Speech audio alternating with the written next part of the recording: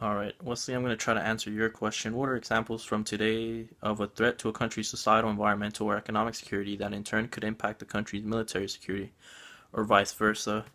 Um, One example that came to mind from reading your question were the series of economic shocks to introduce neoliberal um, economic systems to different countries that necessarily didn't want to adopt them.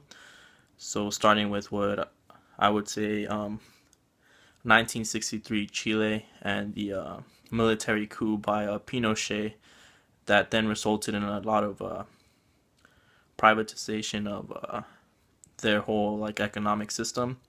Um, an economic shock served to distract the populace or convince the populace that they needed these new economic systems and these neoliberal ideas of economic reform and structural adjustment to eliminate like the great depressions and stuff that they were experiencing.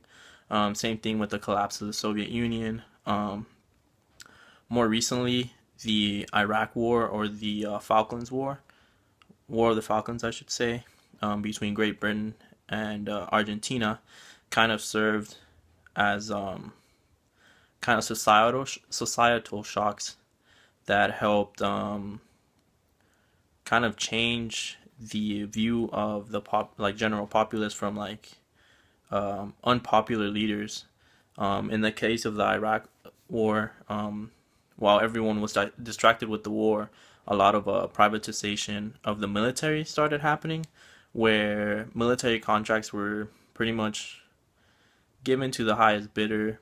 Um, for example, like Comcast and Yahoo are involved in a lot of like our military security. They screen a lot of text messages and other like forms of media to um, kind of find like terrorists or any suspected terrorist. So those are two kind of examples of both economic or societal shocks.